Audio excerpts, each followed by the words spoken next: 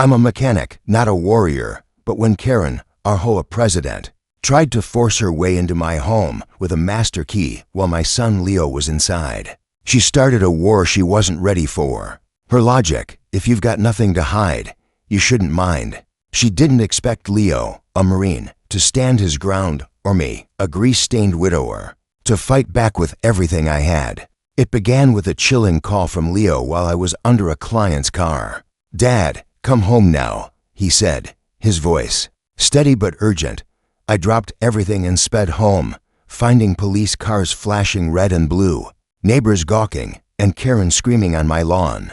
She accused Leo of assault, claiming she was inspecting for HOA violations with her so-called master key. Leo, calm as stone, said she tried to barge in, struck him with her clipboard when he blocked her, and he escorted her off our porch. His phone video backed every word.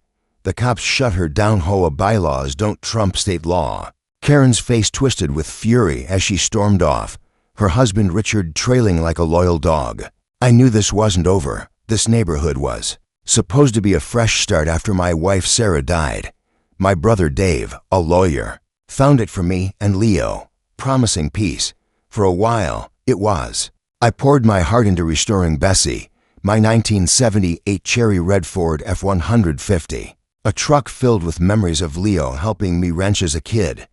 But when Karen took over the HOA, peace turned to tyranny. She and Richard, her smug sidekick, weaponized bylaws, fining people for nonsense like unapproved mailbox angles or mulch shades. They ruled with fear, their Saturday inspections a parade of power. My first clash came when they targeted Bessie, calling her cherry red paint an aesthetic violation. Notices piled up, oil leaks that didn't exist, commercial vehicle, claimed because she had a truck bed.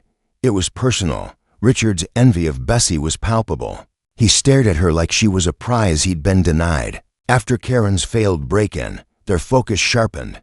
They wanted my truck gone, a symbol of everything they couldn't control. 2 days later, the police called. Karen tried to press assault charges against Leo, but his video killed her case. She got a warning for misusing 911, a small win.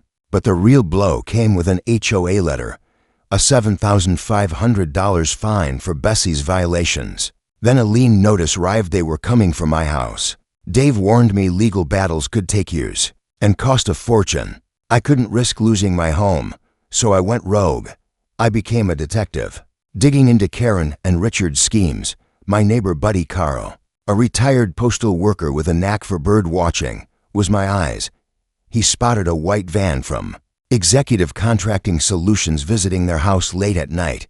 Suspicious, I dug deeper, finding a dissolved company tied to Karen's cousin and the same contractor. Online reviews revealed shoddy work, but glowing ones came from our neighborhood. Talking to fine neighbors, a pattern emerged: fake violations, followed by recommendations to hire this contractor. If you didn't, fines doubled. It was a kickback racket. Karen invented problems. Her cousin's company fixed them, and they split the cash. I needed to expose them publicly, undeniably. With Leo's help, we crafted a trap. Using a burner phone and a fake email, I posed as a wealthy new neighbor, offering Karen a $5,000 compliance deposit to avoid violations. Richard bit, agreeing to meet at a coffee shop. Then I upped the ante, saying my brother would park a classic truck Bessie in my driveway. Richard's tone changed. He demanded a new meeting at an isolated construction entrance, 10 p.m. Alone, Leo scouted the site, confirming it was a setup. Buddy Carl overheard Richard plotting with the contractor to take the cash and destroy Bessie with a crowbar and sledgehammer. It wasn't just greed. Richard's obsession stemmed from a years-old grudge. He'd tried to lowball Bessie's previous owner and was humiliated. Now, he wanted her erased. We turned their ambush into ours. I parked Bessie in the clearing, rigged floodlights to a remote switch, and hid cameras streaming to a secure site. Dave set up. Leo and I took positions in the bushes, joined by neighbors Mrs. Gable. Fine for wind chimes. A couple cited for a leaning fence. All recording. At 10 p.m., Richard and the contractor arrived in the van, gloating about trashing Bessie. As the contractor raised a key to scratch her, I hit the switch, floodlights blazed, freezing them. Leo and I stepped out, flanking them. Our neighbors emerged, phones up, a silent army of witnesses. Karen's SUV screeched in. She screamed threats, but her power crumbled when Richard threw her under the bus, shouting. It was her idea. She slapped him, their empire imploding.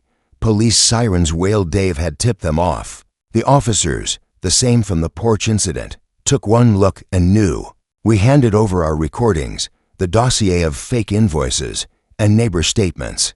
The contractor spilled everything, desperate to save himself. Karen and Richard were arrested. The DA launched a full investigation. The HOA was dissolved, the lien voided, and fines refunded.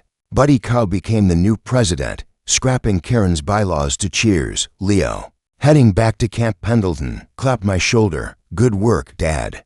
I sat on my porch with Buddy Carl, beers in hand, Bessie gleaming in the driveway. She wasn't just a truck, she was the rock that broke their tyranny. Justice didn't come from a courtroom. It came from a community pushed too far, led by a mechanic who refused to break.